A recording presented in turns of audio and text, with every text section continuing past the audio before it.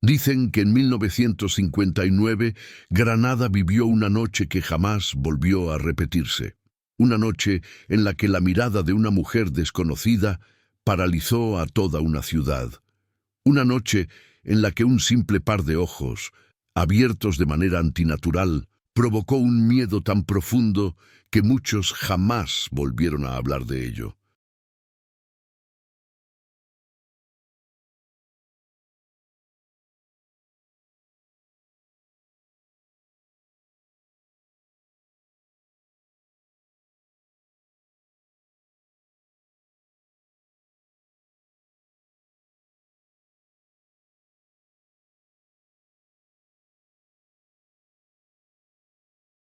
Todo comenzó con un rumor. Una figura femenina apareciendo en distintas calles, siempre inmóvil, siempre observando, siempre con los ojos completamente abiertos, como si se hubiera olvidado de parpadear. Algunos aseguraron que la habían visto en la carrera del Darro a altas horas de la madrugada. Otros dijeron que la vieron al borde del Albaicín, quieta, mirando hacia las casas blancas. Pero todos coincidieron en lo mismo. Sus ojos no se cerraban, nunca, ni un solo instante.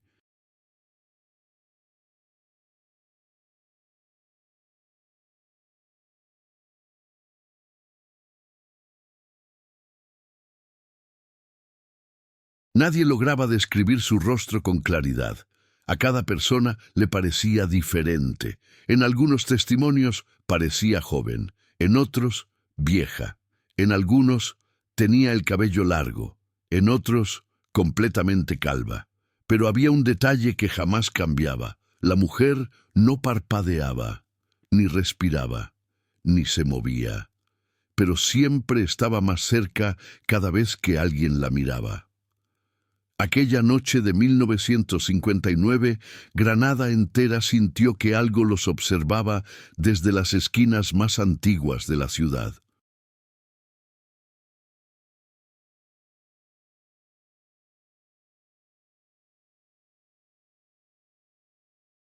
Y todos, absolutamente todos, compartieron el mismo miedo. Si la mirabas por demasiado tiempo, ella te seguía a casa. Lo que ocurrió después, lo que esas miradas causaron en la ciudad y lo que dejaron atrás, es la parte que nadie ha querido recordar, hasta hoy. Granada, en 1959, aún era una ciudad donde las calles empedradas guardaban secretos de siglos.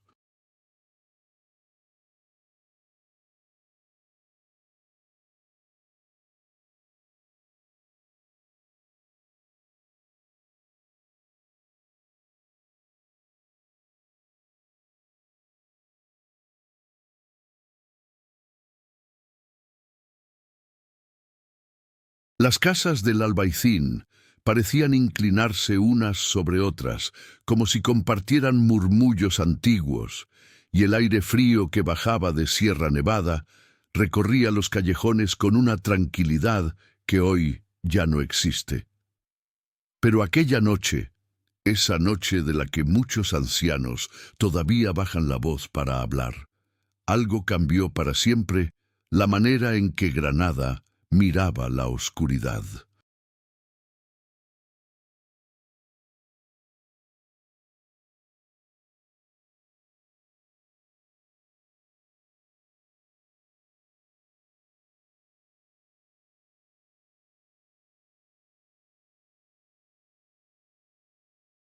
Las primeras horas de la tarde fueron normales.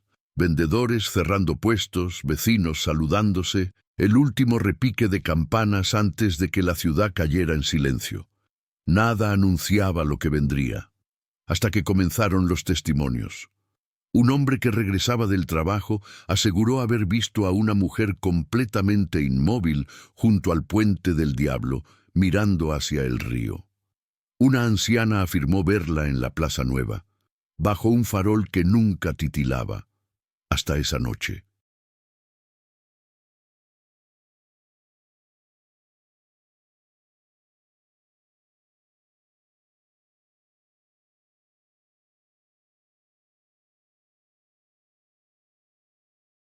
Una pareja juró que la silueta los seguía desde lejos cada vez que volteaban. Siempre la misma postura, siempre la misma mirada fija, siempre el mismo rostro pálido que nunca parpadeaba. Pronto se corrió la voz. No era una mujer perdida, ni una enferma, ni una aparición común. Era algo más antiguo que parecía haberse despertado entre las sombras de Granada. Algo que no buscaba hablar, solo observar. Y entre más te observaba, más difícil era apartar la vista.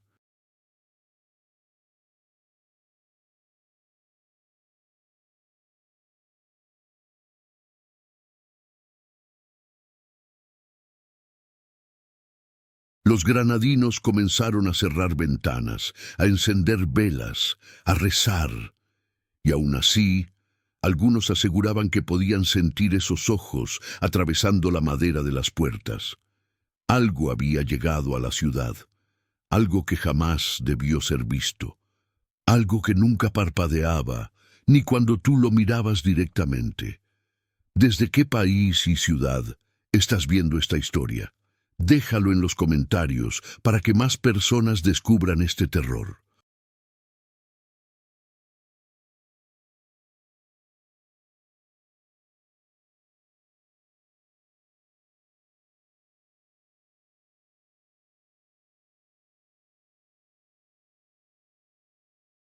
Granada siempre había sido una ciudad de sombras elegantes, sombras de cipreses inclinados sobre muros blancos, sombras de balcones que ocultaban conversaciones prohibidas, sombras que acompañaban al viajero mientras subía por el Albaicín.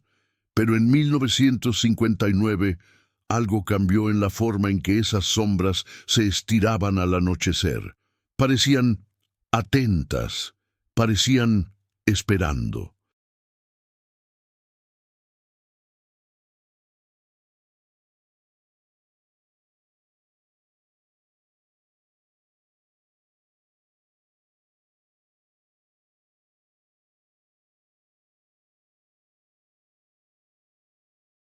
La primera persona en notar que algo extraño rondaba la ciudad fue don Rafael Herranz, un vigilante nocturno que caminaba la carrera del Darro desde hacía 20 años.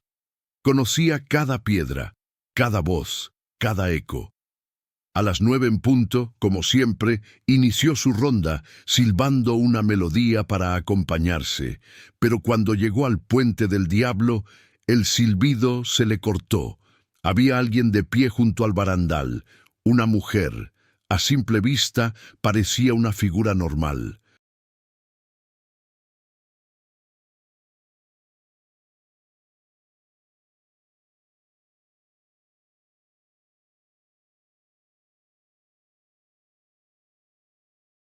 Vestido oscuro, mangas largas, postura rígida. Su cabello caía recto, como si estuviera pegado a la espalda. No hablaba, no se movía, no respiraba con visible fuerza.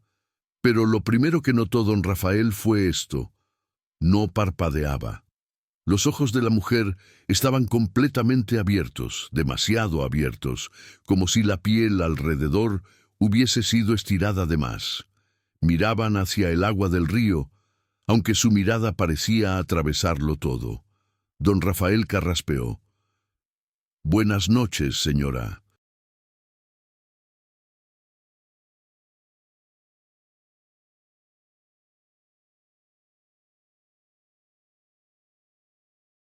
«¿Se encuentra bien?»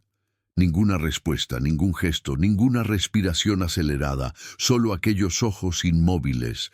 Él dio 2 pasos hacia adelante y en ese instante sintió una punzada aguda en el estómago. No de dolor físico, sino de intuición pura. Una sensación antigua que decía: «No te acerques». Retrocedió. La mujer seguía mirando el agua, sin parpadear. Los faroles, que nunca fallaban, comenzaron a titilar. Don Rafael decidió continuar su ronda. Cuando miró atrás, la mujer seguía allí.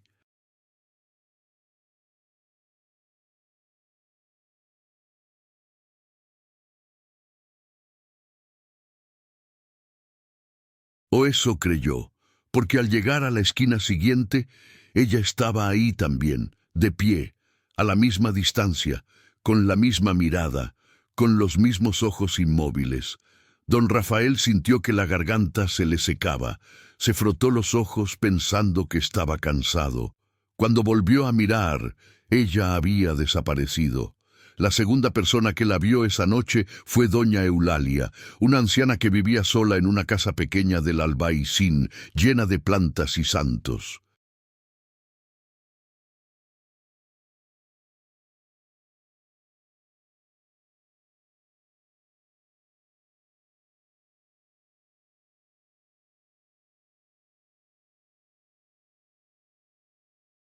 Mientras preparaba infusiones para ayudarla a dormir, escuchó un toque suave en la ventana.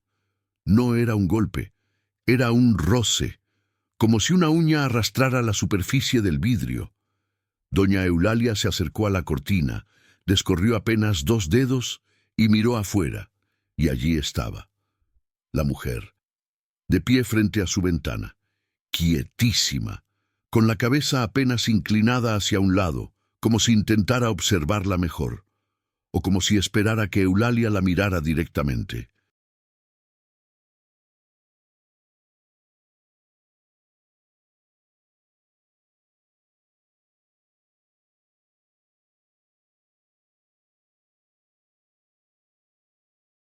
La anciana retrocedió, pero la figura no se movió, solo seguía allí, intacta, como una fotografía maldita.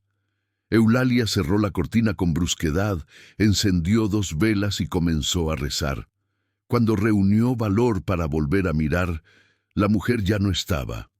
Solo quedó una marca en el vidrio, un óvalo alargado a la altura del rostro, como si una frente fría se hubiese apoyado allí durante minutos. A medianoche, los rumores ya habían comenzado.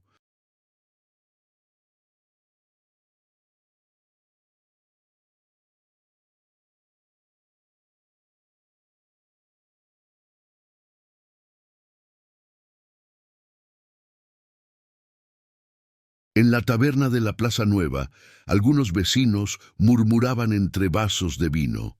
Dicen que apareció una mujer rara en el puente. Rara como que no parpadea. Anda ya, te lo digo yo. Y no es la primera que la ve. Otros aseguraban que la habían visto en la Cuesta de los Chinos, otros cerca de la catedral.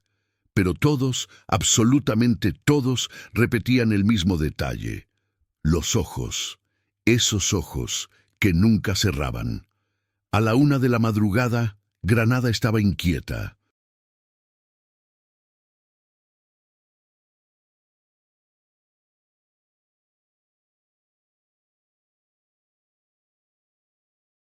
Una brisa helada bajó de Sierra Nevada. Los faroles de la ciudad comenzaron a fallar uno por uno.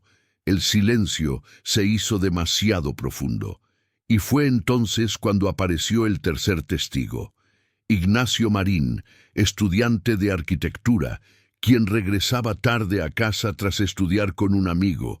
Mientras avanzaba por la calle Calderería, escuchó pasos detrás de él, lentos, deliberados. Se giró y allí estaba, la mujer, no a 20 metros, no al otro lado de la calle, sino a 2 pasos de él.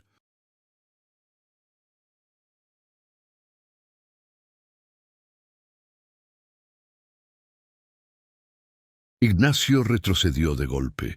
Ella no se movió, ni un parpadeo, ni un temblor en la pupila, ni un leve movimiento de pecho. Ignacio sintió algo extraño. Cuanto más la miraba, más difícil era apartar la vista. Era como si los ojos de ella absorbieran la atención, como si atraparan el pensamiento. Ignacio balbuceó. ¿Se encuentra bien? La mujer inclinó la cabeza hacia él, lenta, muy lenta, y los ojos se abrieron un poco más. Eso era imposible. Ningún ojo humano podía abrirse tanto sin romperse.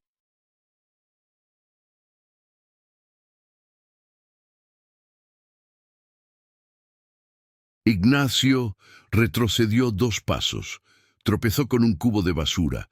Cuando volvió a levantar la mirada, la mujer estaba más cerca. A un paso, Ignacio sintió un impulso visceral. No mires más. Pero no podía dejar de hacerlo. Era como si su mente estuviera atrapada en esos ojos vacíos, como si lo estuvieran estudiando, o copiando, o imitando. Entonces la mujer habló, o al menos un sonido salió de ella, un sonido que no era un susurro, no era un gemido.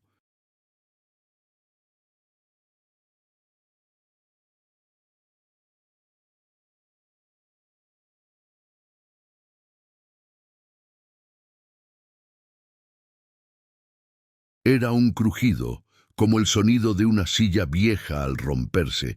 Ignacio gritó, corrió sin mirar atrás, y cuando llegó a casa, vomitó en el suelo, temblando. Pasó toda la noche sin dormir, seguro de que si cerraba los ojos, los de ella estarían allí, esperándolo. A las 2 de la madrugada la ciudad entera parecía vigilada. La figura aparecía y desaparecía en distintas calles, como si estuviera en varios lugares al mismo tiempo, siempre inmóvil, siempre observando.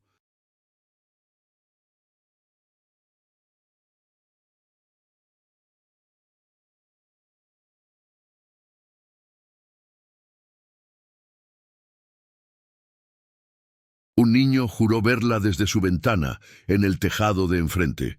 Un matrimonio afirmó haberla visto en el Realejo, inclinada en un ángulo imposible. Un chofer de taxi dijo que se le cruzó en la carretera y desapareció sin dejar sombra. Todos describían cosas distintas. Pero los ojos, eso nunca cambiaba. Ojos abiertos como heridas. Ojos que parecían hechos para mirar eternamente. Ojos que no recordaban haber sido humanos. A las 3 de la madrugada ocurrió algo aún peor.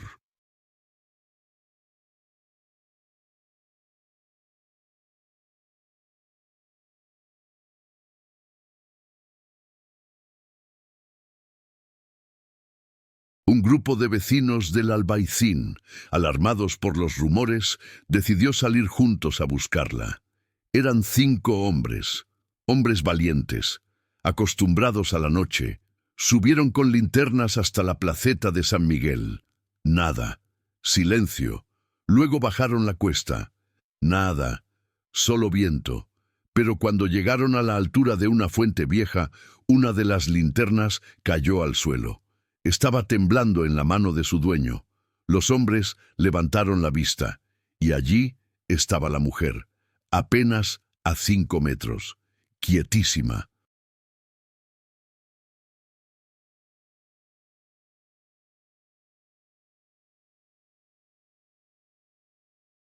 Pero algo era diferente. Estaba sonriendo, una sonrisa delgada, demasiado tensa como si la piel estuviera siendo jalada desde atrás. Una sonrisa que no llegaba a los ojos, porque sus ojos seguían abiertos, fríos, insondables. Uno de los hombres murmuró, «No parpadea. Dios mío, no parpadea». La mujer inclinó la cabeza hacia un lado, levemente, como un ave estudiando a su presa, y entonces ocurrió algo que ninguno de ellos olvidaría jamás. Parpadeó, solo una vez, pero no de manera humana.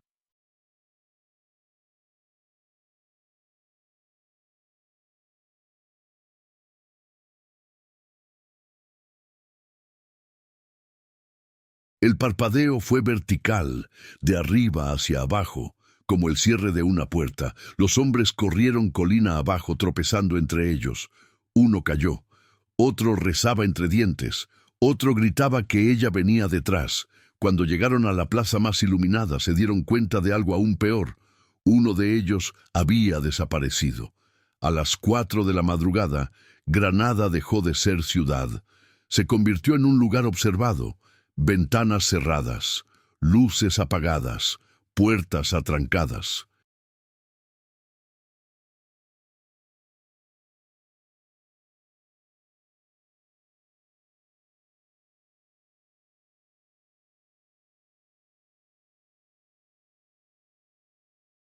Pero todos, absolutamente todos, sentían lo mismo. Alguien estaba mirando desde afuera, y ese alguien no parpadeaba. A lo lejos, sobre un muro del albayzín, una figura solitaria esperaba, en silencio, en calma, esperando que alguien la mirara. Solo eso, que alguien se atreviera a devolver la mirada para poder acercarse. A las 4:12 de la madrugada, Granada estaba sumida en un silencio que no recordaba desde tiempos de guerra. No había carros, no había pasos, no había voces.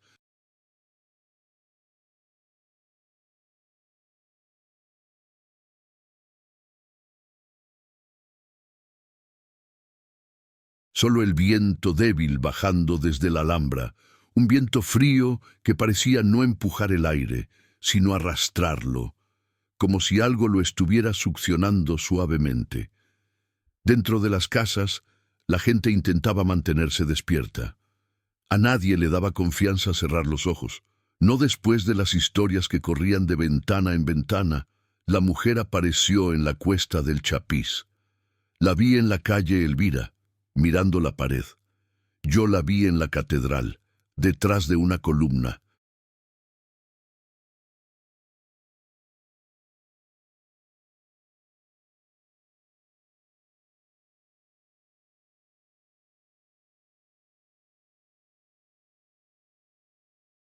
Y los ojos nunca se cierran, pero lo peor aún no había llegado. 1. Doña Eulalia escucha lo imposible. En su casa del Albaicín, doña Eulalia seguía rezando con las manos temblorosas. Había apagado todas las luces excepto una vela junto al retrato de su difunto esposo. Las paredes crujían suavemente, las tejas vibraban con el viento, pero nada la preparó para lo que vino después, un golpe suave en la ventana. Una vez, 2 veces, 3. Eulalia sintió como la sangre se le helaba.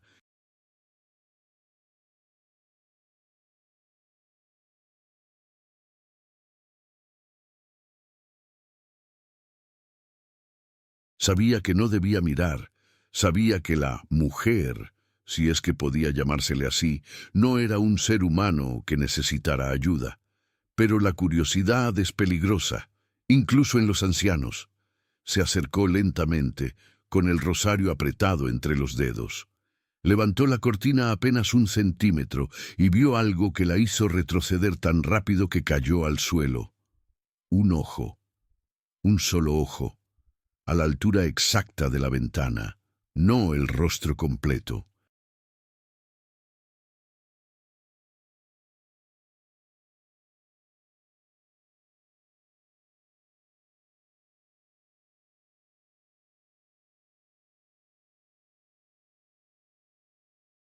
Solo un ojo inmóvil, abierto, gigantesco, demasiado cerca del vidrio, tan cerca que parecía querer atravesarlo.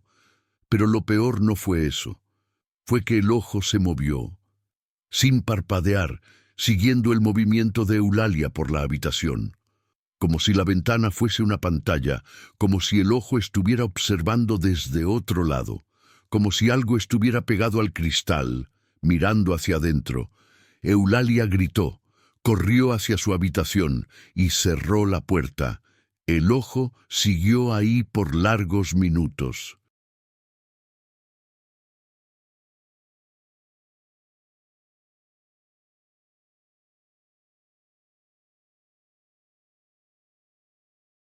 Luego desapareció. 2. Ignacio pierde algo más que el sueño. El joven Ignacio, aún temblando después de haberla visto tan de cerca, intentó dormir. Pero cada vez que cerraba los ojos, veía los de ella acercándose más y más. Trató de convencerse de que había sido un reflejo, una sombra, el cansancio. Pero algo estaba mal, muy mal, porque cuando se miró al espejo del baño, vio algo que lo dejó sin aire. Su reflejo no parpadeaba. Él sí, pero su reflejo no. Ignacio abrió los ojos de golpe.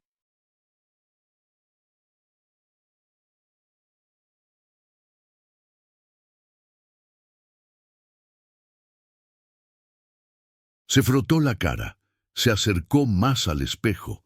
Su reflejo seguía ahí, fijo, mirándolo, sin cerrar los ojos. El joven se alejó del espejo tan rápido que tropezó con la bañera. Y cuando reunió el valor para mirar de nuevo, su reflejo había vuelto a la normalidad. Pero Ignacio ya no era el mismo. Algo había entrado en él, o algo había salido. 3. Los hombres del Albaicín buscan al desaparecido. Los 4 hombres que habían huido después de ver el parpadeo vertical regresaron a la plaza iluminada.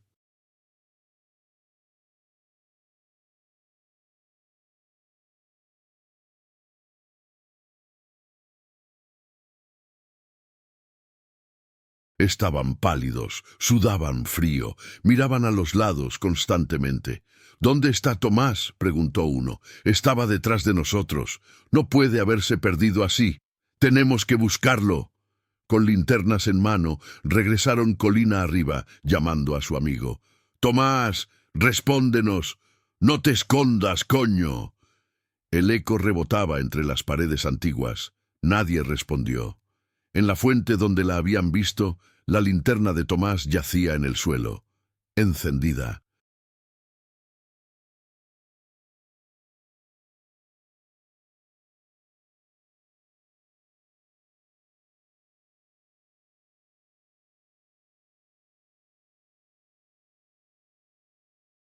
Perfectamente quieta en posición vertical, como si alguien la hubiera colocado allí con mucho cuidado.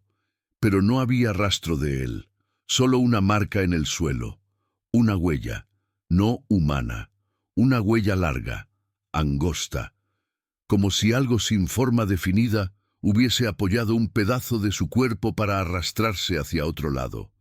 Los hombres retrocedieron al verla, pero uno de ellos notó algo más. ¡Shh! Escuchad.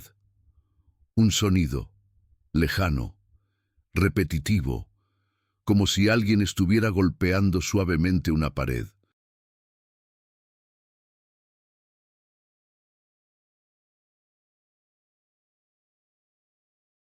O intentando salir de algún sitio. 4. La mujer aparece en 2 lugares a la vez. Granada era una ciudad antigua, pero no era grande geográficamente. Y sin embargo, esa noche ocurrió lo imposible. Varias personas aseguraron haberla visto al mismo tiempo en distintos sitios. A las 4:33, un cartero nocturno la vio en la plaza de Bib Rambla, quieta frente al kiosco cerrado.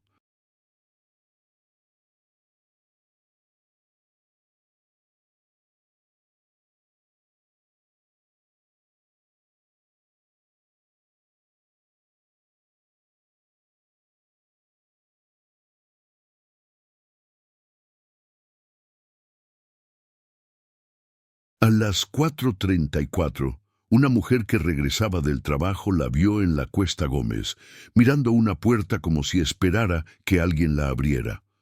A las 4:35, un pescadero que acomodaba mercancía aseguró haberla visto sobre el tejado de su casa, agachada, mirando directamente su ventana. Todas las descripciones coincidían. El mismo vestido oscuro, la misma postura rígida, la cabeza inclinada, como observando los ojos abiertos, sin parpadear. Era imposible que una persona se moviera tan rápido.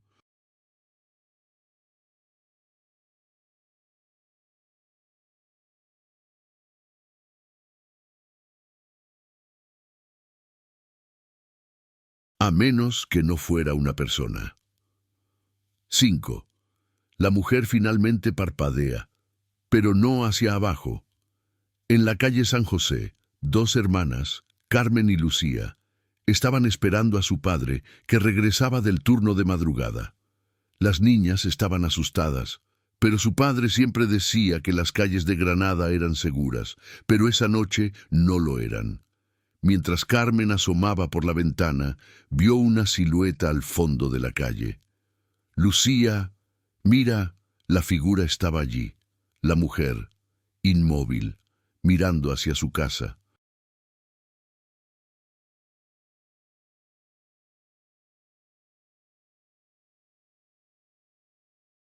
No la mires, dijo Lucía apartando a su hermana.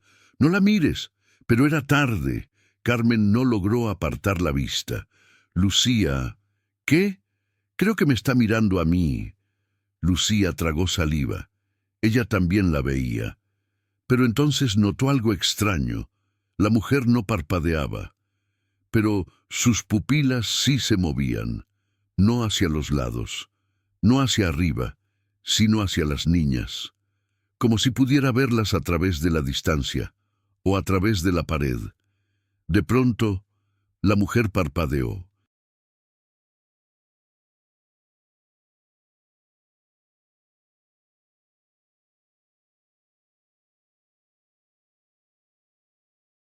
Pero esta vez lo hizo de forma diagonal, como si los párpados cerraran desde las esquinas hacia el centro. Lucía gritó. Carmen también. Su padre llegó justo en ese momento y al ver la figura gritó, «Apartaos de la ventana».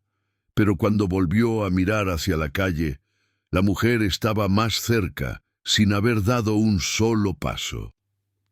6. La marca de los que fueron vistos. A las 4:50 comenzaron los reportes de algo aún más inquietante.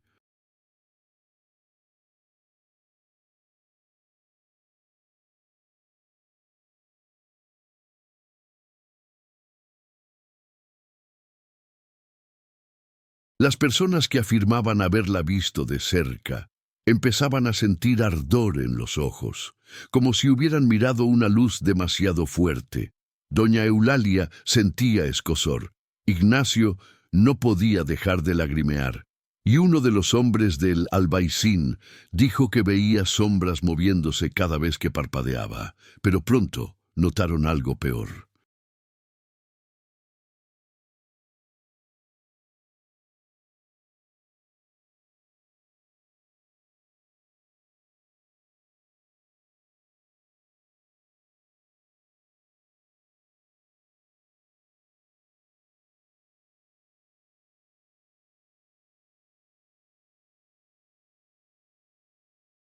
Debajo de los párpados, justo en la línea donde los ojos se cierran, empezaba a aparecer una marca muy fina, como si alguien hubiera deslizado una uña fría a través de la piel.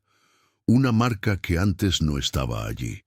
Una marca que se hacía más profunda mientras más intentaban no mirar. 7. El desaparecido reaparece en la Plaza A las 5:07. Un grito estremeció a toda Granada. Venía de la plaza. Los 4 hombres del albaicín corrieron hacia allí, esperando encontrar a Tomás, su amigo desaparecido.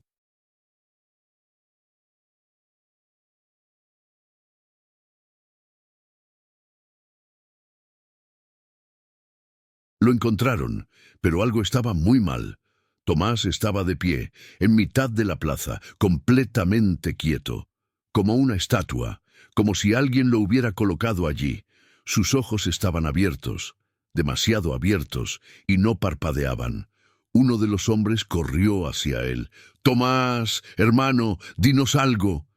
Pero cuando lo tocó, el cuerpo se balanceó hacia adelante, rígido, sin resistencia, y del bolsillo de su camisa cayó un papel arrugado. El hombre lo recogió.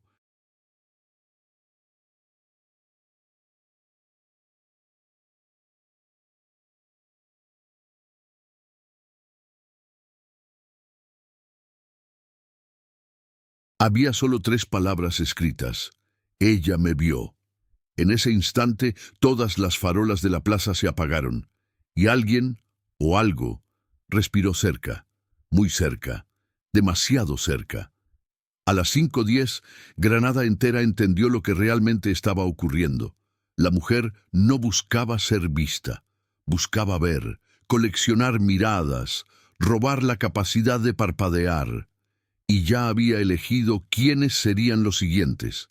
A las 5:11 de la madrugada, Granada había dejado de ser una ciudad que dormía.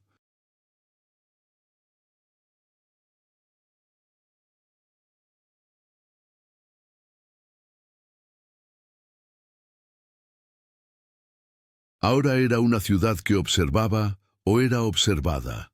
El cuerpo rígido de Tomás permanecía en la plaza, de pie, sosteniéndose sobre las piernas como si alguien invisible lo mantuviera erguido. Sus ojos abiertos parecían de vidrio, sin humedad, sin vida, como si hubieran sido secados desde dentro. Los 4 hombres del albaicín retrocedieron con horror. «Esto no es humano, no está vivo, no está muerto.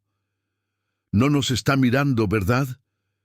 Pero Tomás sí los miraba.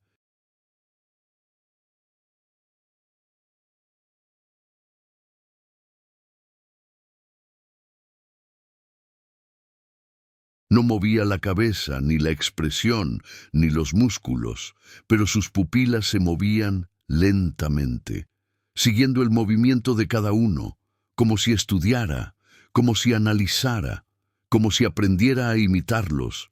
Uno de los hombres, el más joven, lloró al ver esa mirada fija. Él, él nunca miraba así, nunca, y tenía razón. No era Tomás quien los miraba, era ella, a través de él. 1. El ojo que vuelve a la ventana de doña Eulalia. En el albaicín, doña Eulalia seguía encerrada en su habitación.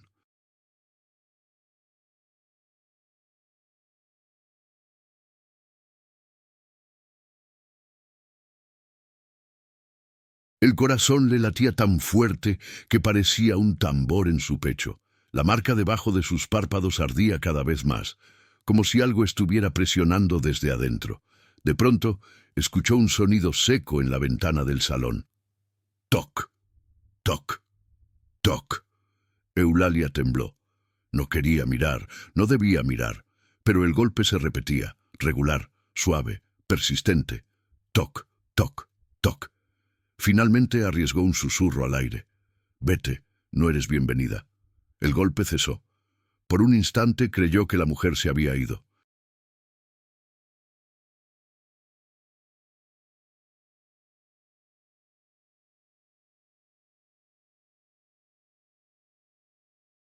Pero entonces, algo peor ocurrió. La manija de la ventana comenzó a girar, suave, muy suave, como si una mano helada intentara abrir desde afuera. Eulalia gritó, arrastró un armario contra la puerta y se metió debajo de la mesa. Lloraba, como si fuera una niña. La ventana no se abrió, pero un segundo después se escuchó un susurro. «Ya te vi». 2. El espejo de Ignacio deja de imitarlo. Ignacio seguía en el piso del baño, temblando.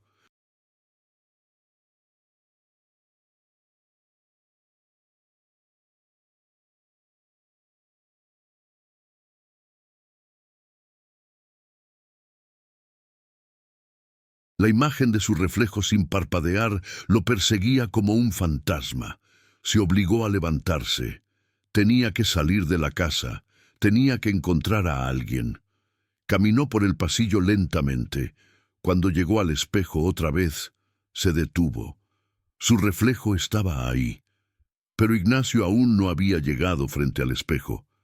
Se vio a sí mismo a varios pasos de distancia, como si su reflejo hubiera decidido adelantarse. Y no parpadeaba. Ignacio tragó saliva. Dio un paso adelante. El reflejo no lo imitó.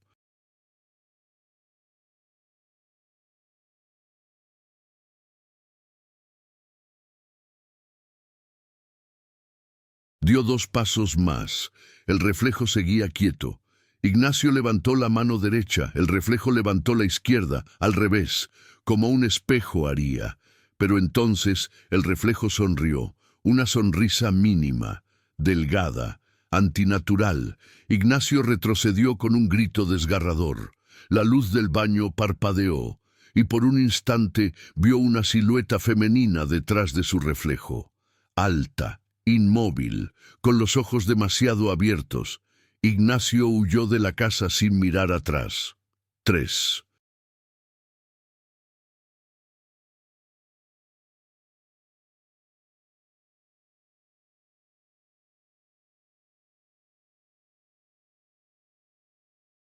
Las hermanas del albaicín descubren la segunda marca Carmen, y Lucía seguían abrazadas lejos de la ventana. Su padre había tirado un mueble contra la puerta para evitar que entrara la mujer o cualquier otra cosa. Pero las niñas comenzaron a llorar por otra razón. Papá, ¿qué pasa, hijas? Nos arden los ojos. El padre encendió una lámpara y se acercó. Con horror, vio que ambas niñas tenían una marca roja justo en el borde de los párpados, una línea delgada, perfecta, simétrica.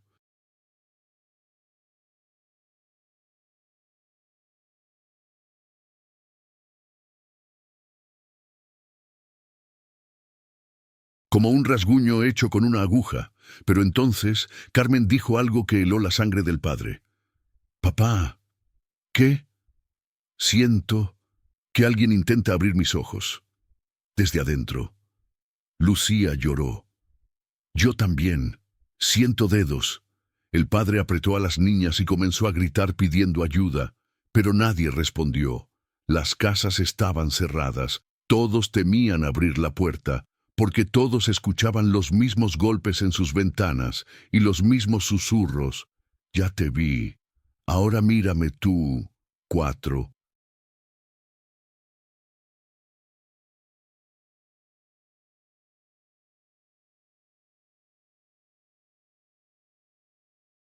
Los hombres de la plaza buscan ayuda, pero algo los sigue. De regreso en la plaza, los hombres intentaron cargar el cuerpo de Tomás para llevarlo a un médico, pero cada vez que lo tocaban, sentían algo debajo de la piel, un movimiento, una vibración, y lo soltaron. No, no lo toques más. Hay algo dentro de él. No es él. No puede ser él. Uno de los hombres señaló hacia la esquina de la plaza. Mirad, una figura borrosa estaba allí, la mujer, otra vez, pero esta vez algo había cambiado.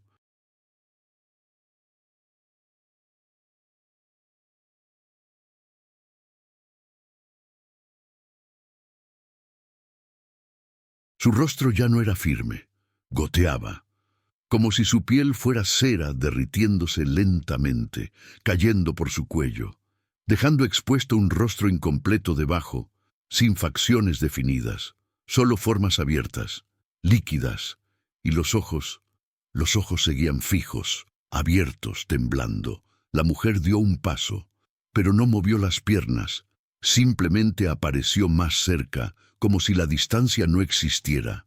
Los hombres huyeron en distintas direcciones. La mujer los dejó correr. Pero Tomás sonrió.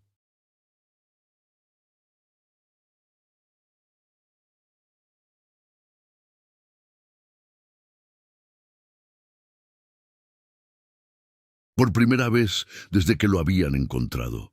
Una sonrisa sin vida, una sonrisa que no le pertenecía. 5. La mujer entra sin abrir puertas.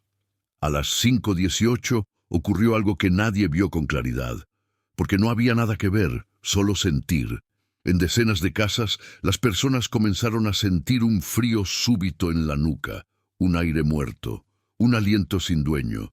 Aunque todas las puertas estaban cerradas, aunque todas las ventanas estaban atrancadas, la mujer estaba dentro, sin abrir, sin romper.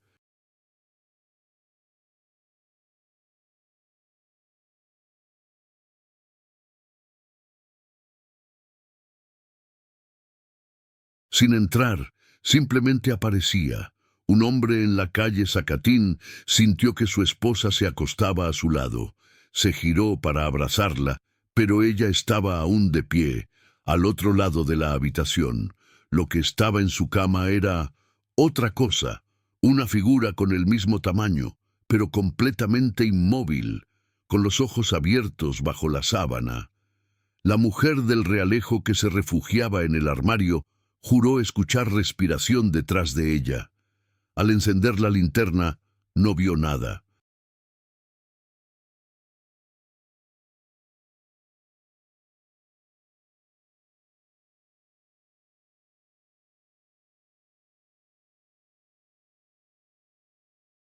pero sentía una mirada sobre su nuca, una presencia quieta, alguien observándola sin pestañear. Un niño de 8 años gritó cuando vio a su madre cruzar la puerta del salón, mientras otra versión de ella estaba sentada junto a él. La ciudad entera dejó de confiar en su vista, porque cualquier sombra, cualquier figura, podía ser ella. 6.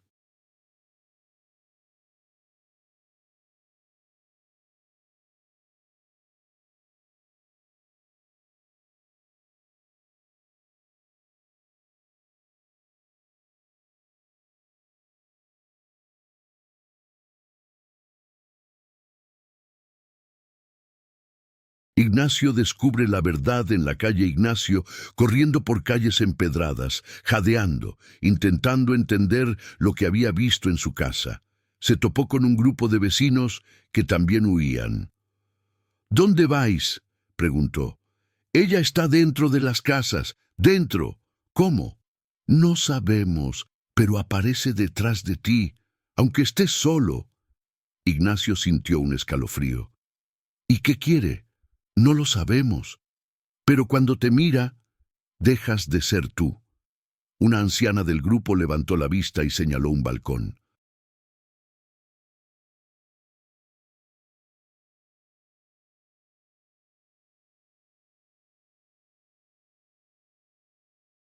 Ignacio también miró. Una silueta estaba allí. La mujer. No movía la cabeza, pero sus ojos estaban fijos en Ignacio.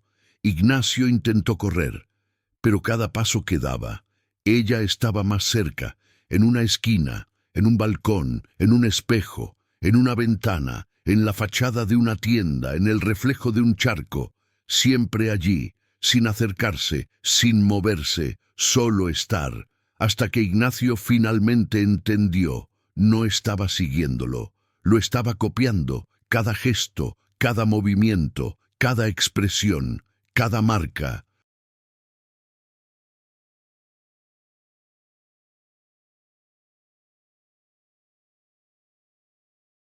Como si estuviera aprendiendo a ser él. 7. Granada comprende la regla principal. A las 5:25, un grito colectivo recorrió la ciudad. Los que la habían visto de cerca ya no podían parpadear con normalidad. El mismo ardor, la misma marca y una sensación extraña, como si alguien más parpadeara por ellos, como si compartieran ojos con algo invisible, como si su visión no fuera completamente suya.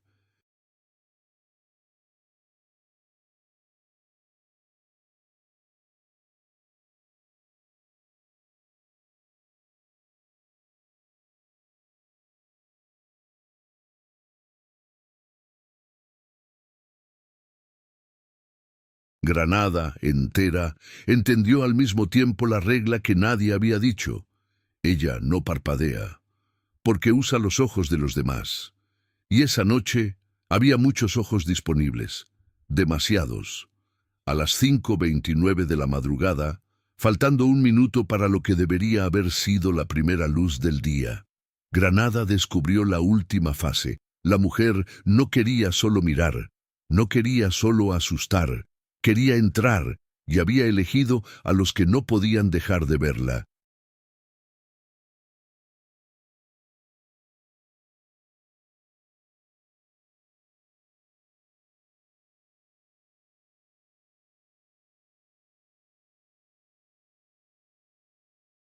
A las 5:30 de la madrugada, Granada entera comprendió que algo profundamente antinatural estaba ocurriendo en la ciudad. Las sombras ya no pertenecían a los cuerpos que las proyectaban. En callejones antiguos, en plazas silenciosas, incluso dentro de las casas, las sombras comenzaban a estirarse, a desdoblarse, a tomar formas propias, como si quisieran desprenderse de quienes las generaban. Pero no eran las sombras las que estaban vivas, era ella, a través de ellas.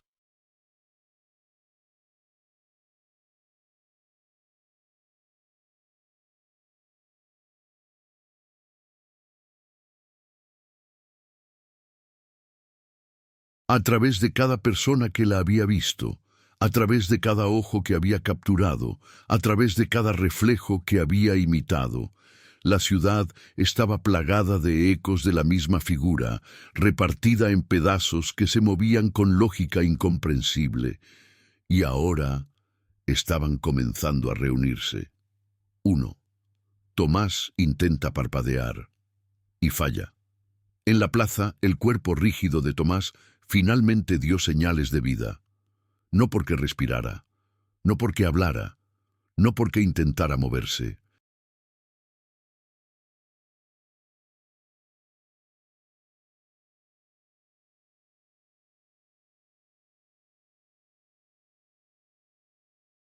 sino porque de repente intentó parpadear. Sus ojos, secos como cristal, temblaron. Los músculos alrededor intentaron cerrarse, pero no pudieron. Era como si sus párpados estuvieran sostenidos desde dentro por hilos invisibles. La piel se estiraba, la carne se tensaba, los ojos seguían abiertos, forzados. Los hombres del albaicín, que habían regresado en busca de su amigo, vieron cómo Tomás trataba desesperadamente de cerrar los ojos, pero su rostro no obedecía.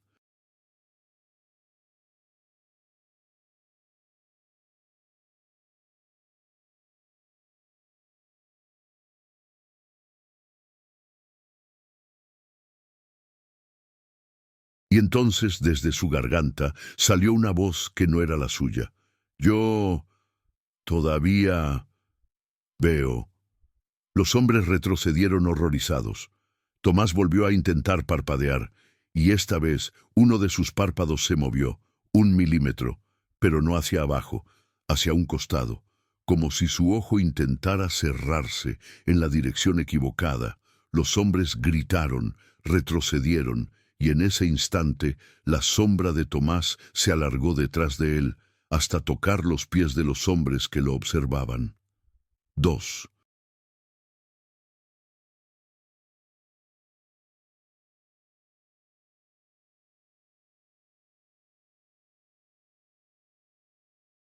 El espejo de Granada deja de reflejar a los vivos. En diversos puntos de la ciudad, algo extraño comenzó a ocurrir. Los espejos ya no mostraban a quienes los miraban. Una mujer en el Realejo gritó al ver que su reflejo no aparecía, pero sí el de la mujer sin parpadear, de pie detrás de ella. Un joven que se asomó al vidrio de una tienda vio que su reflejo tenía los ojos demasiado abiertos, y que no lo imitaba, y que sonreía lentamente, sincronizado con un ritmo que no era humano.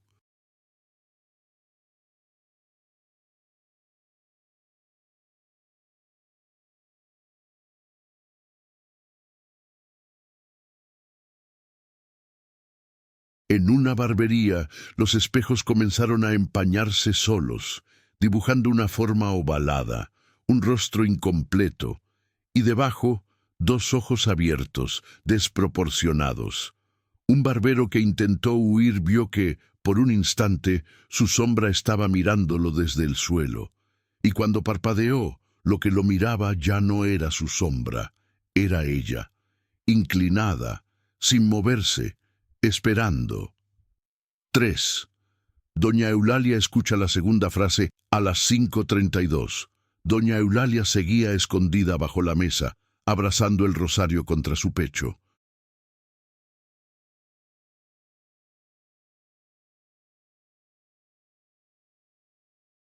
Sus ojos ardían.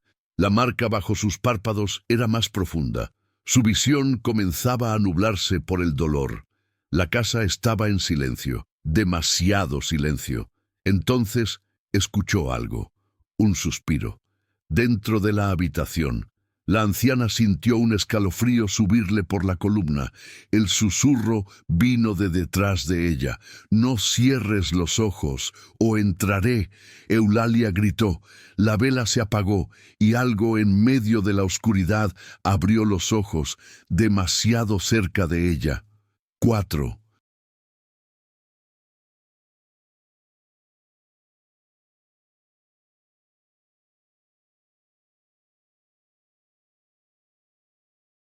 Ignacio descubre el propósito de la mujer. Ignacio seguía corriendo, intentando alejarse del reflejo que lo imitaba, de los ojos en su espejo, de la sensación de que alguien más estaba usando su visión. Pero pronto comprendió algo aterrador. Cada vez que él parpadeaba, ella se acercaba. Era casi imperceptible, un susurro de movimiento, un pequeño salto en la distancia, una nueva posición en el rabillo del ojo. Ignacio sintió el impulso de no parpadear nunca más, pero los ojos le ardían.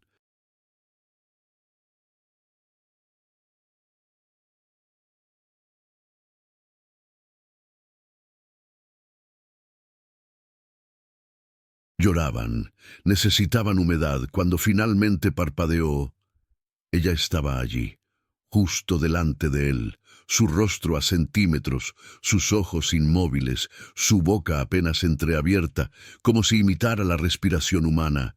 Ignacio cayó al suelo, pero la mujer no lo tocó, solo lo miró y dijo por primera vez, con una voz que sonaba como 1000 susurros unidos: «Tú me diste tus ojos, ahora mírame entrar».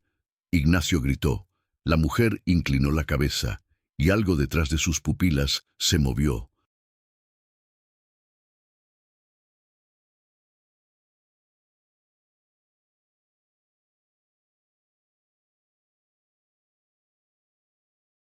Como si otro par de ojos intentara salir desde dentro.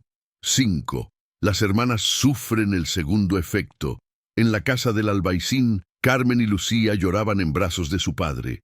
La marca en sus ojos se había vuelto más profunda. La piel alrededor estaba roja, irritada, sensible. Lucía respiraba entrecortada. «¡Papá! ¿Qué pasa, hija?» «Creo que... ¿Qué? Creo que veo algo que no está aquí». El padre tragó saliva. «¿Qué ves?» «Veo... ¿Qué? Una mujer. ¿Dónde?» «En un sitio que no es este».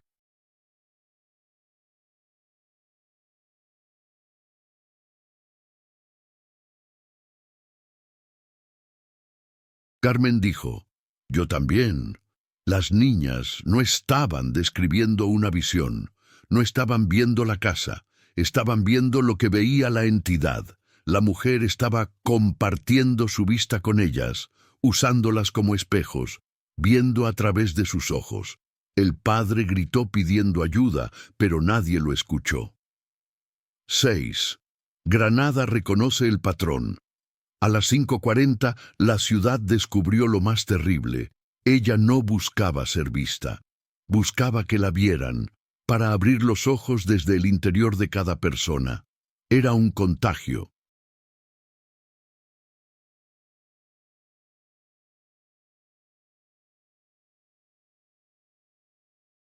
Un préstamo, una invasión, y ahora estaba dentro de los párpados de toda la ciudad.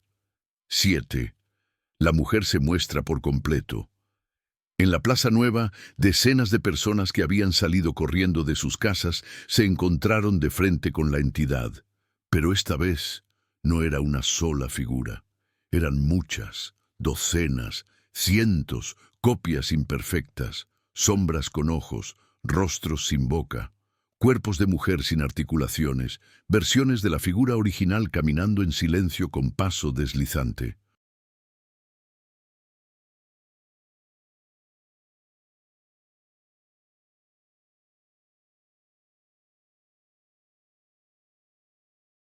Cada una tenía los ojos abiertos, y cada una parecía sincronizada con una respiración que no era humana.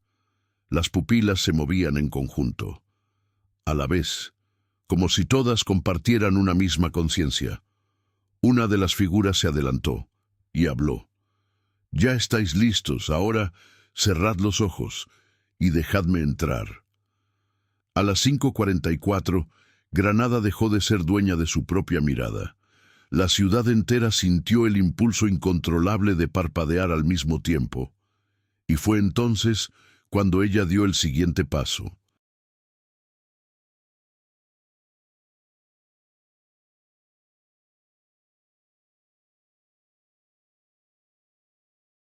A las 5:45 de la madrugada, Granada entera sintió algo que nunca antes había sentido: la necesidad involuntaria de parpadear al mismo tiempo. Era un impulso tan fuerte, tan profundo, tan instintivo, que ni los más aterrados pudieron resistirlo. Ni ancianos, ni niños, ni mujeres escondidas, ni hombres rezando, ni Ignacio corriendo, ni doña Eulalia temblando bajo la mesa. Un parpadeo colectivo, un mandato que venía de dentro, de muy dentro. Y la ciudad obedeció.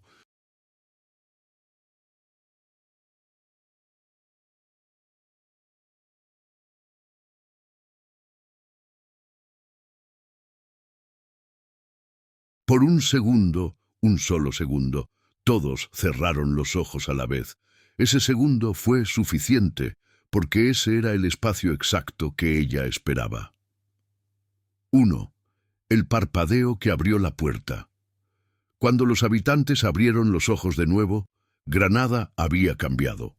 Las farolas ahora estaban inclinadas hacia la calle, como si fueran espectadores. Las sombras en las paredes tenían formas extrañas, alargadas, imposibles de generar con la luz.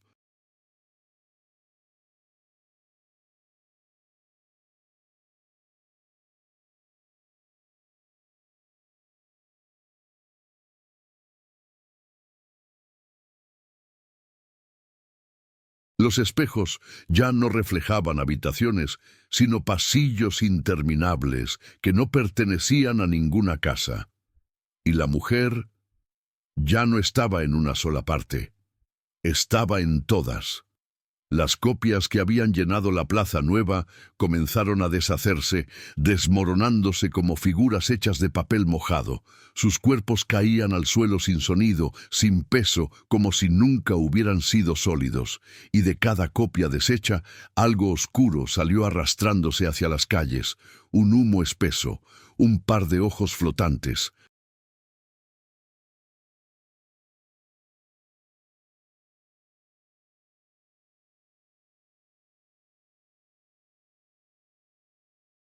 Una sombra que buscaba cuerpos. La mujer original, si es que podía llamarse original, ya no tenía forma humana. Era una silueta gigantesca que se extendía por la plaza como una mancha derramándose. Su rostro, antes definido, ahora era solo un hueco donde ojos enormes se abrían y cerraban en direcciones imposibles. Uno de los hombres del albaicín gritó: «¡No la miréis! ¡No la miréis!». Pero era demasiado tarde, porque ella no necesitaba ser vista. Ella ya estaba dentro. 2.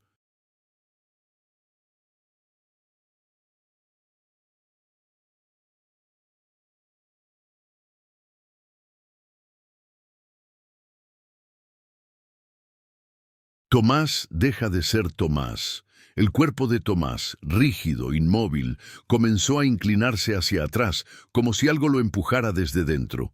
Su espalda se arqueó más de lo que la columna humana permite. Su mandíbula se desencajó. Un sonido salió de ella, no una voz, no un gruñido, no un gemido. Un sonido de respiración, como si su pecho intentara inhalar aire que ya no necesitaba. Los ojos de Tomás se movieron en direcciones opuestas, uno hacia arriba, el otro hacia un lado.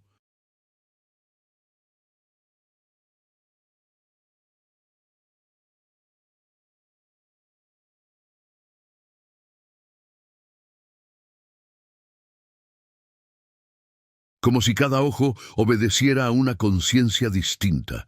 Y entonces, mientras la gente retrocedía, Tomás habló.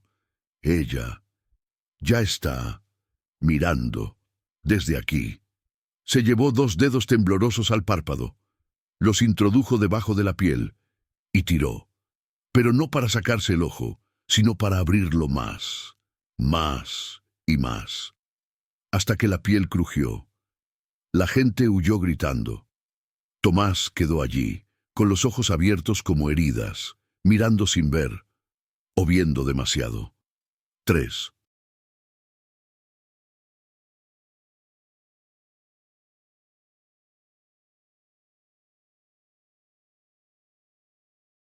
Doña Eulalia descubre el otro lado. La anciana escondida bajo la mesa trataba de rezar, pero las palabras se mezclaban. Sentía un hormigueo en la nuca, una respiración detrás de ella, un peso ligero, como si un rostro estuviera apoyando la frente contra su espalda. Y entonces sucedió algo imposible. Las sombras de su habitación se abrieron como puertas. Eulalia vio a través de ellas, vio pasillos que no eran de su casa, vio paredes que no habían sido construidas por manos humanas.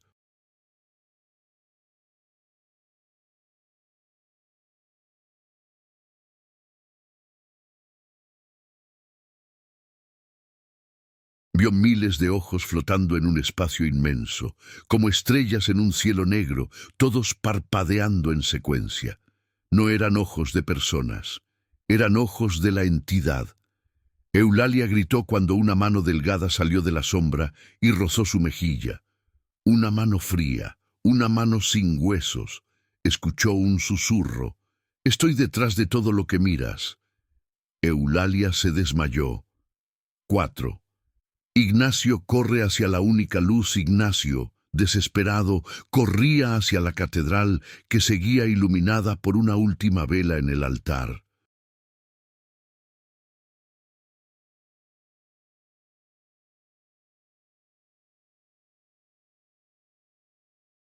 La ciudad estaba irreconocible, las calles parecían más largas, los edificios más altos, las sombras más profundas. Era como si Granada hubiera sido doblada, como si cada esquina llevara a un lugar nuevo, como si el espacio hubiera cedido. Ignacio entró en la catedral jadeando. El padre Julián estaba allí, sosteniendo un crucifijo con las manos temblorosas. «Hijo, ¿qué ocurre?» Ignacio no pudo hablar, solo señaló la puerta.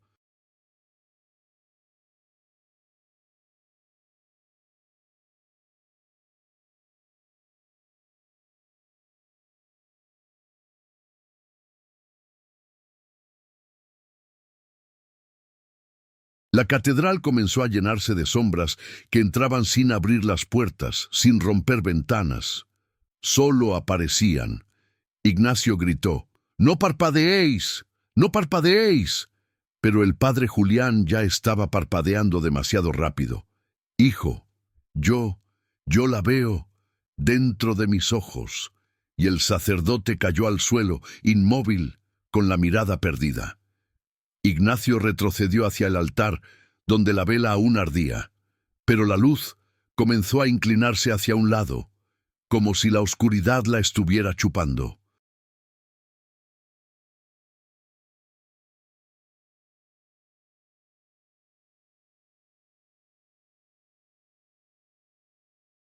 Hasta que la llama desapareció con un susurro, y en la oscuridad total Ignacio escuchó una voz justo detrás de su oreja. «Ahora estás viendo lo mismo que yo». 5. Las niñas finalmente entienden qué quiere ella, Carmen, y Lucía seguían en brazos de su padre, llorando, pero de pronto ambas dejaron de llorar. Sus ojos se abrieron completamente. Las pupilas se dilataron hasta cubrir casi todo el iris. «Papá», dijo Carmen. «Sí», respondió él temblando. «Creo que ya entendimos lo que ella quiere».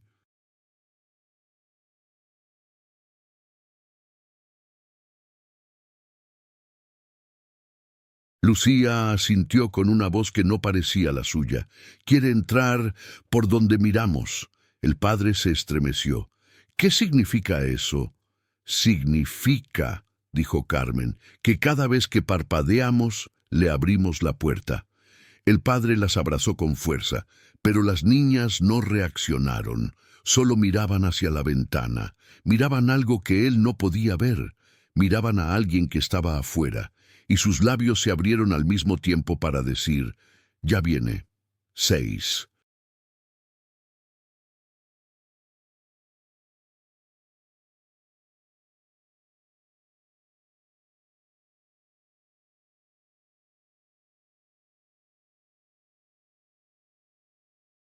La forma final. En el centro de Granada, las copias de la mujer se reunieron en un punto, se fusionaron, se doblaron, se disolvieron, hasta formar una sola entidad inmensa.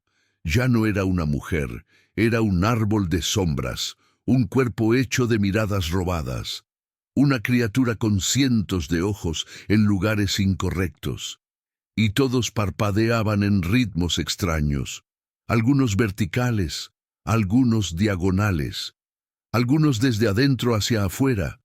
Un anciano cayó de rodillas al verla.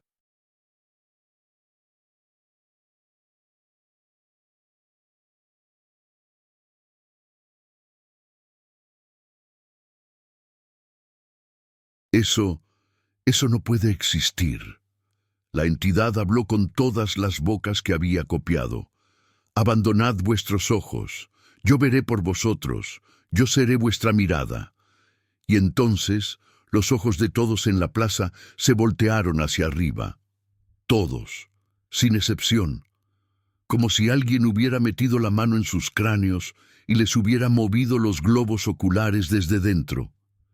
La entidad abrió un enorme párpado en su pecho, una boca hecha de ojos, una puerta, un umbral, un llamado.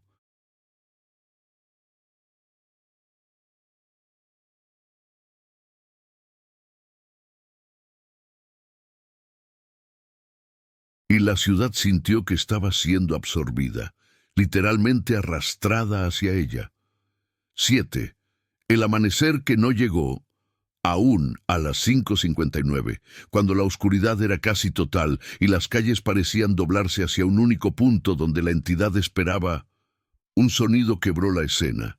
Una campana, la campana más alta de Granada, la del campanario viejo. Sonó una vez, luego dos, luego tres.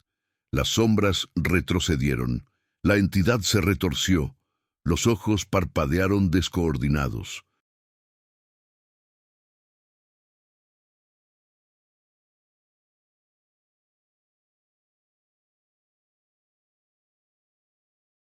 Ignacio, aún vivo, aún temblando, miró hacia el cielo, una última línea de luz, fina, tibia, el comienzo del amanecer. La entidad gritó sin sonido, y Granada comprendió, justo antes del primer rayo. Los ojos de la criatura no soportaban la luz. Ella vivía en el espacio entre parpadeos, y el día estaba a punto de eliminar ese espacio. La ciudad entera contuvo el aliento, y la luz del amanecer llegó.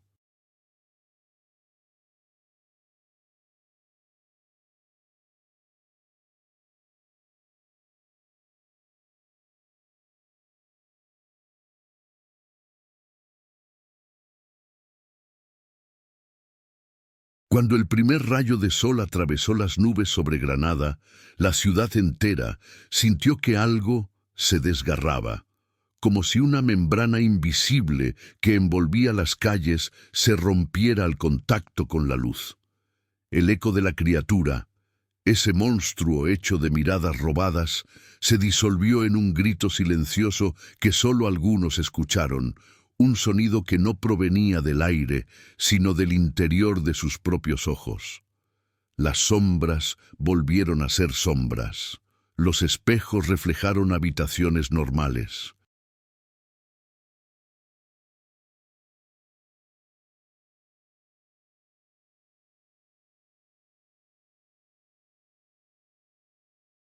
Las casas recobraron su forma real. Las calles dejaron de estirarse hacia direcciones imposibles. Pero no todo regresó a la normalidad. Aquellos que habían visto a la mujer demasiado cerca amanecieron con los ojos enrojecidos, incapaces de recordar cuánto tiempo habían pasado sin parpadear. Algunos lloraban sin saber por qué. Otros despertaron frente a sus ventanas sin recordar cómo habían llegado allí.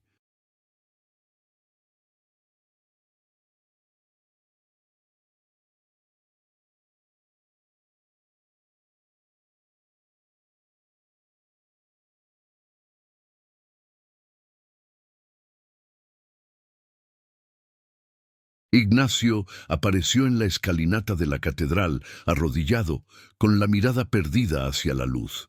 No hablaba, no respondía, solo parpadeaba, demasiado despacio, como si cada cierre de párpados fuera un acto doloroso que abría una puerta que él no quería abrir. Tomás nunca volvió a moverse. Su cuerpo quedó rígido, como si aún escuchara una voz que no podía repetir.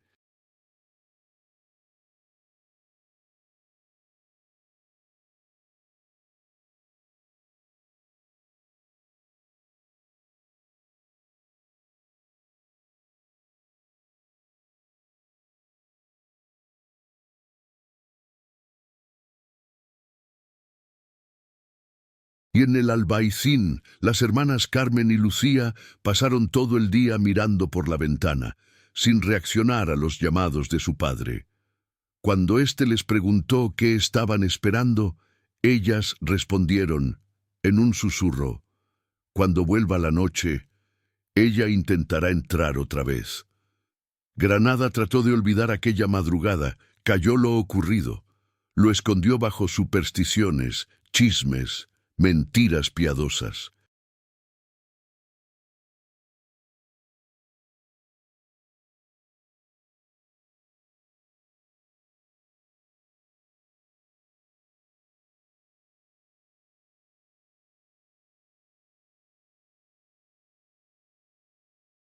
Pero algunos viejos aún dicen que si uno camina por el Albaicín en una madrugada demasiado silenciosa, puede sentir que alguien mira desde las esquinas, que alguien espera un parpadeo inocente y que unos ojos, dos o miles, siguen abiertos en algún lugar que la luz no logra tocar.